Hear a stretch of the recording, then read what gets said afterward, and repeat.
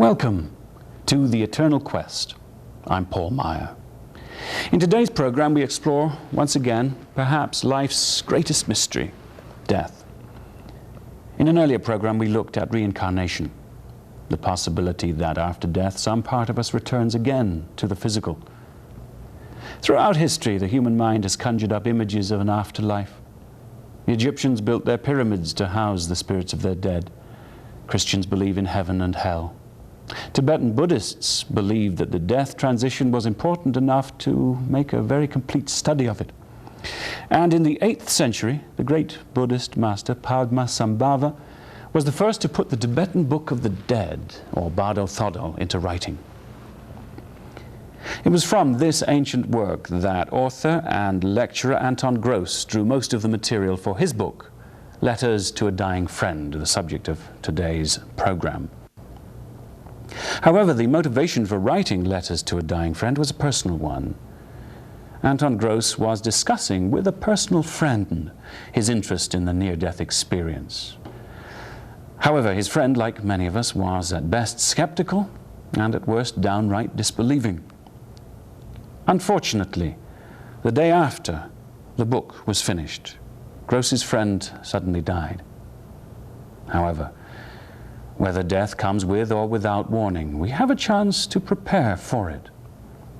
For many of us, our religious upbringing prescribes what we are to believe about life after death.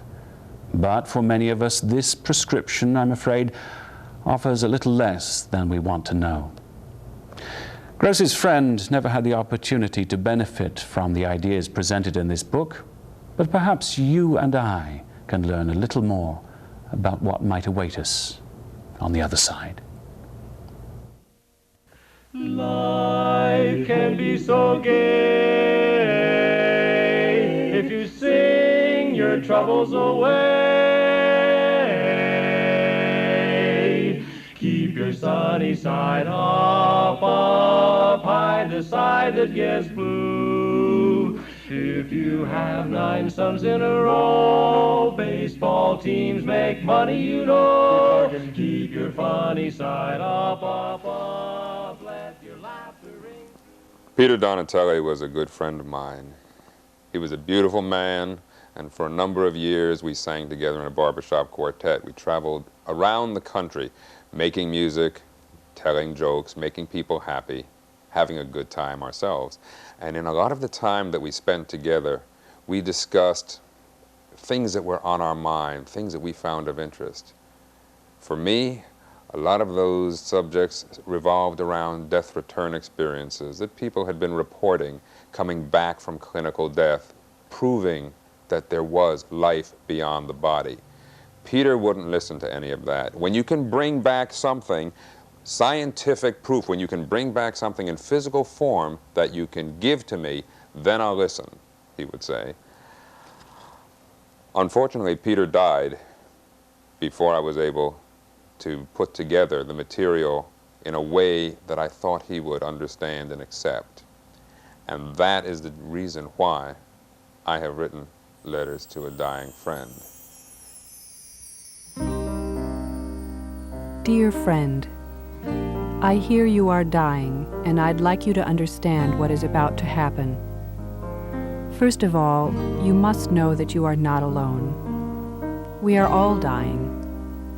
Yet even though death is inevitable, it is merely a physical thing, and so it only affects things that are physical. But life is more than a physical thing. What power in the heart of a seed can make it grow into a tree? Is a person less human if she is old and feeble? Where is love really hidden? Can anything truly buy happiness if it is not already inside you? Aren't you always you? For the very first time in the history of the world, both the Eastern mystical intuition and the Western scientific logic have come together to show that indeed there is life beyond the body. In 1975, Dr. Raymond Moody wrote a book called Life After Life, which discussed the death return experiences of 150 people who had been resuscitated from medical death, from clinical death, and had come back to say, hey, you're not going to believe what happened to me, but. And they all told stories of experiencing something that they hadn't expected to find and that they really couldn't relate to anyone in terms that seemed to make sense. Dr. Moody called those experiences near-death experiences. He reasoned that they were near death and not death experiences themselves, since the person came back. But it's interesting, our definition of death has changed over the years, and death itself is not a constant. Go back in your mind to the first time someone was saved and resuscitated from drowning. A victim is dragged up on the shore, someone gives mouth-to-mouth resuscitation, the person breathes again.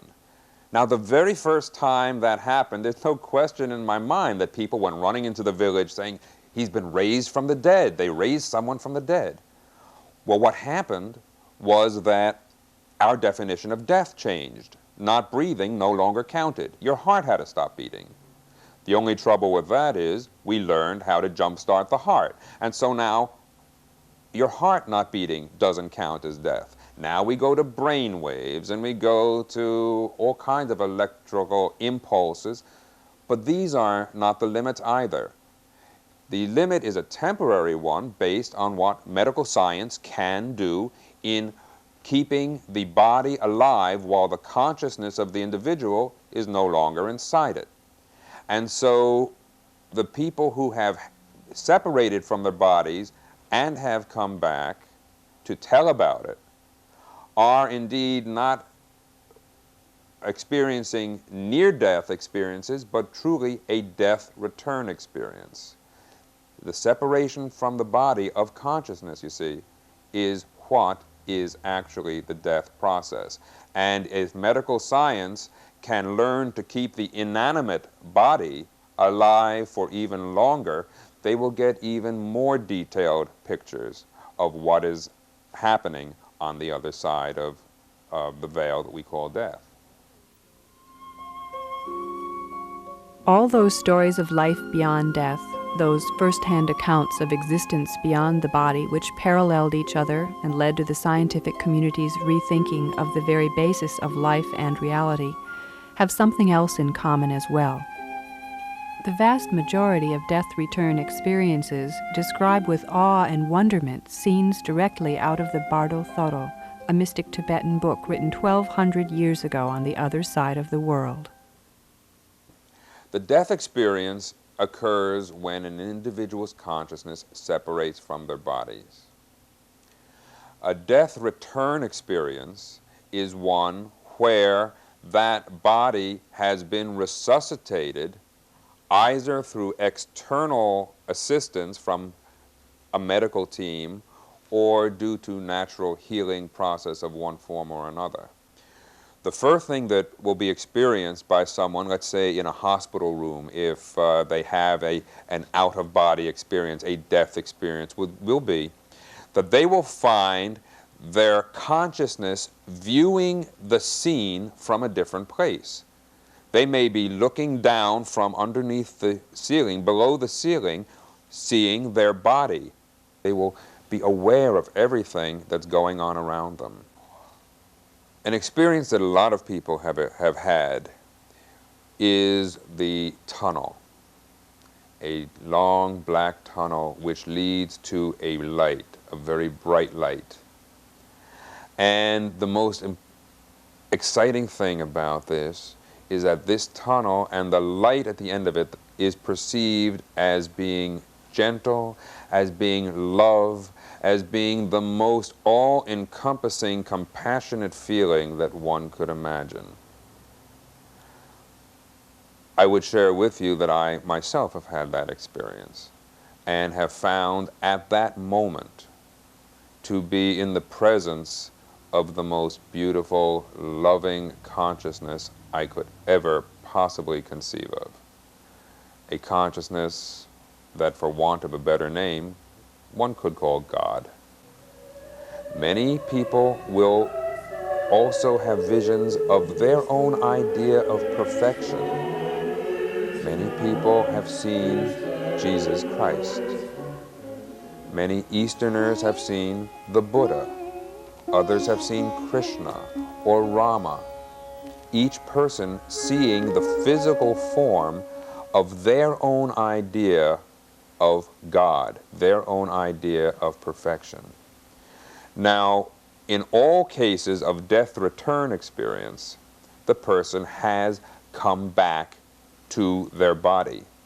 In some cases, they have visualized and seen bridges, and they've known that if they will cross that bridge, they will not come back. They hesitate for a moment, and they're suddenly drawn back into their body. Sometimes the being that they have met says to them, "It's not time, go back." And they do go back, but they have had an experience that has changed their life.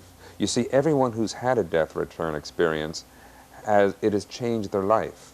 And this is one of the ways you can tell if someone is truly telling a story they experienced or whether they're making it up.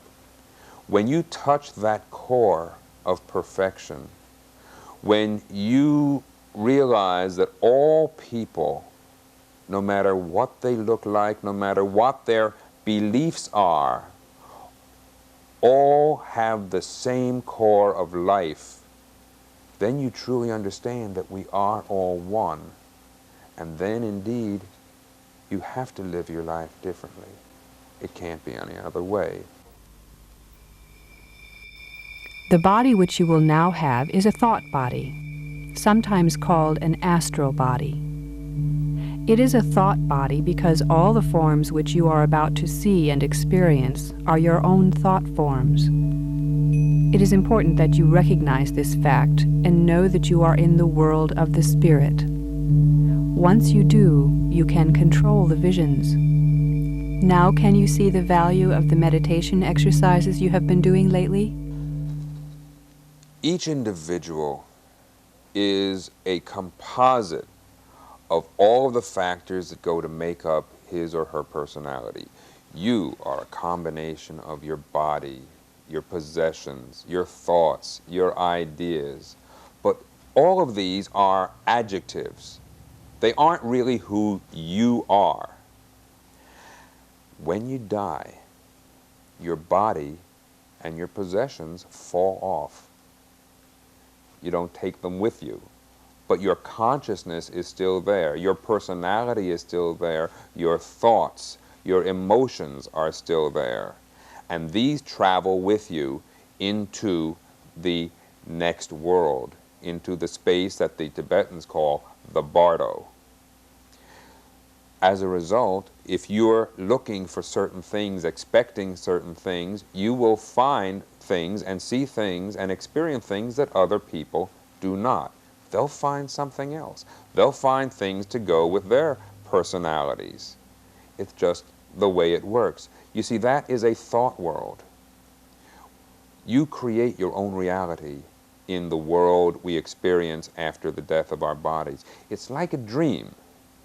In a dream, it's all very real to you. If you're being chased by a pit bull and he's running after you and you trip and fall, and he jumps for you, you'll wake up, oh my God, I'm glad it was just a dream. In the world beyond the death of the body, there is no waking up, you see. You must be in control of that thought. There's a term that's known as lucid dreaming. It is the ability to control your dream. Now take that pit bull. If you are not in control, the pit bull comes and gets you. Your mind has created its own nightmare. And it's very, very real. If you are able to have a lucid dream, if that pit bull comes after you, you can say to yourself, wait a minute, this is my dream. I'm controlling what's happening here, and you can, in your mind's eye, put a fence between you and the pit bull. Or you can turn him into a chicken. Or you can get your pet polar bear to, beat him up for you.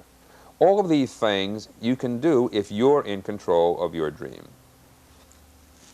The work which Padmasambhava put together is known in Tibetan as the Bardo Thodo. Bardo is the space in between, or intermediate state. It represents that space to which the consciousness will go after leaving the body. It's neither a heaven nor a hell. It's a space in between, sort of a way station.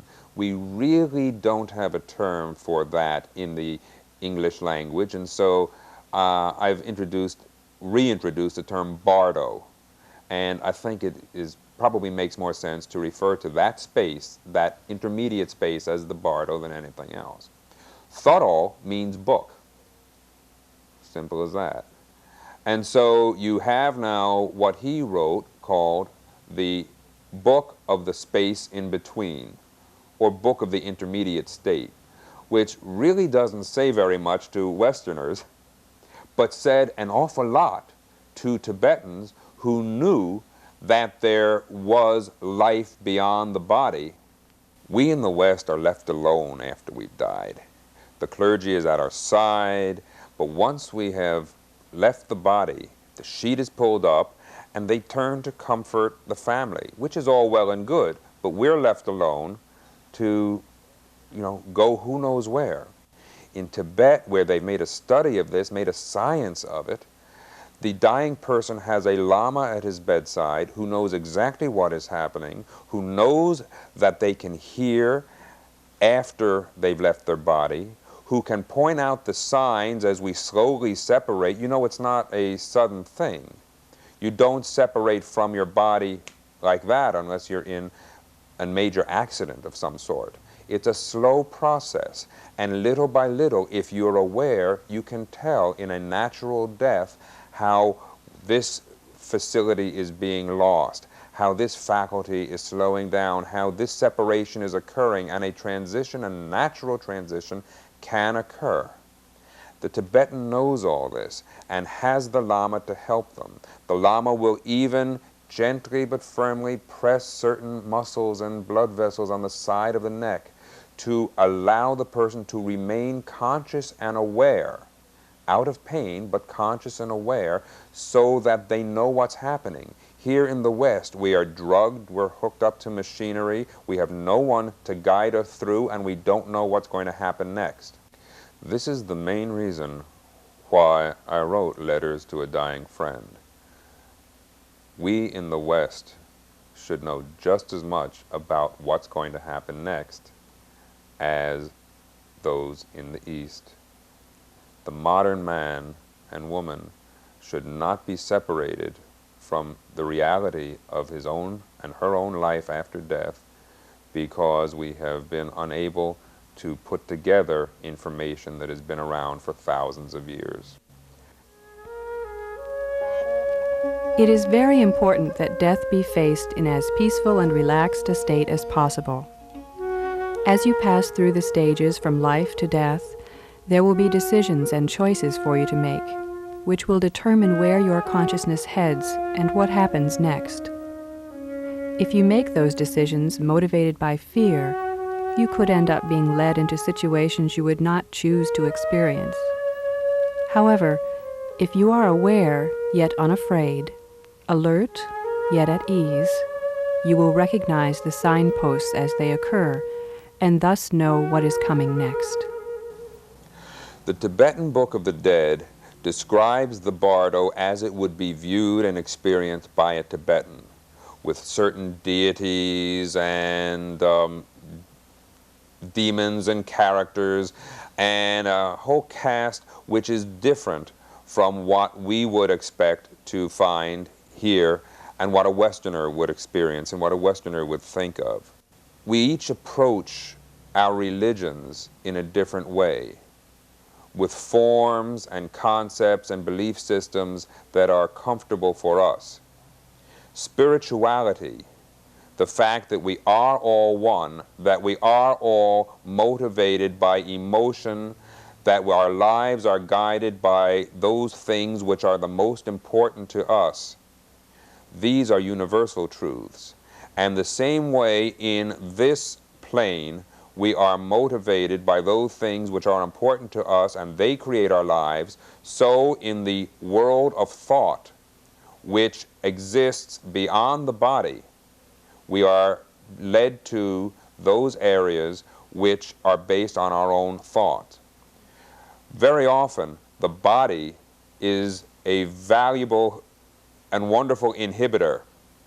We may think things that we're sorry we've thought. Oh, I wish that person were, oh my, you get angry, you hope for things, and then afterwards you say, oh my God, did I really? I'm sorry, I didn't wish that sort of thing. I wouldn't want that really to happen.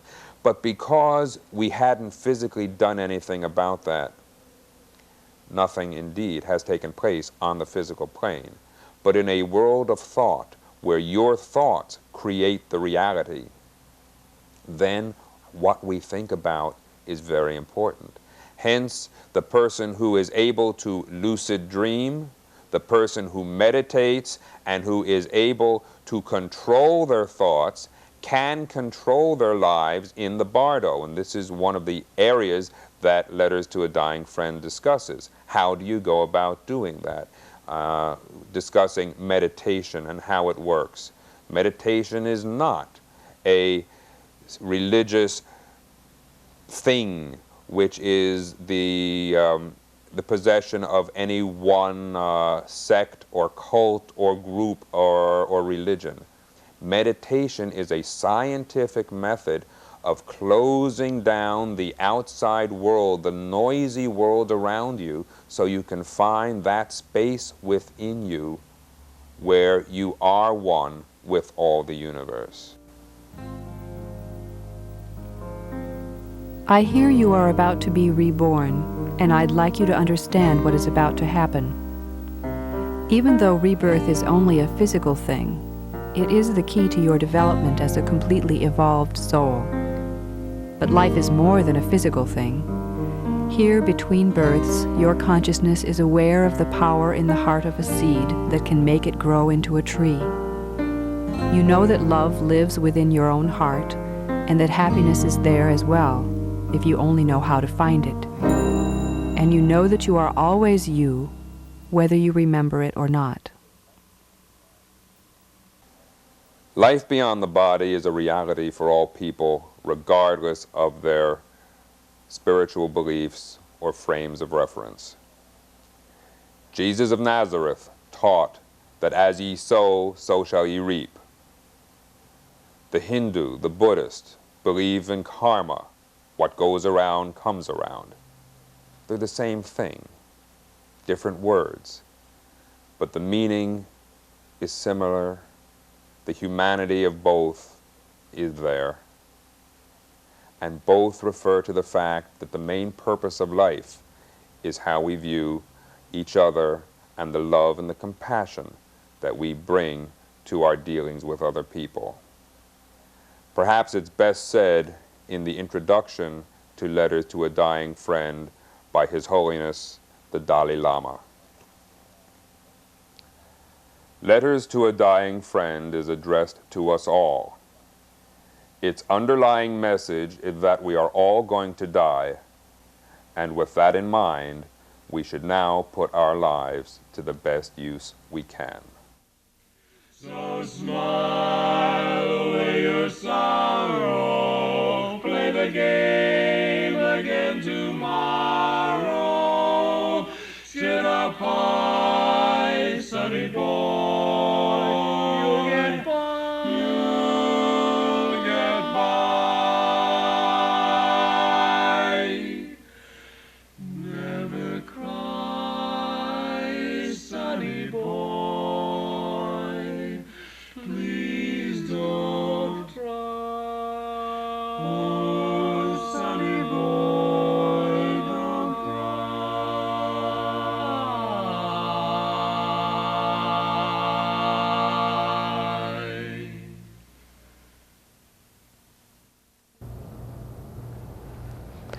Since the publication of Letters to a Dying Friend, much progress has been made in the study of the near-death experience. And although definite proof of a life after death is still lacking, an impressive body of data has been compiled as the number of researchers in this field continues to grow. Dr. Raymond Moody's new book, The Light Beyond, continues the work he began with his book, Life After Life, in 1976. Since this time, Dr. Moody has compiled more than 1,000 new case studies of people who experienced clinical death and survived. He also reports on the work of other researchers. One such person is Dr. Max Grosz, a philosopher, whose work suggests a strong link between the near-death experience and the teachings of the great philosophers from Plato to Christ. Dr. Moody also reports on some of the more transcendental aspects of the NDE. People who have experienced this report that at the moment of their death, they are completely themselves, no longer just their wife's husband or their child's parent. They're just themselves. An interesting comment on the nature of consciousness. Perhaps we can benefit from their brief passage into another reality to help make this life all that it can be, not just for ourselves, but for each other. We hope you've enjoyed this program. And until next time, this is Paul Meyer for The Eternal Quest.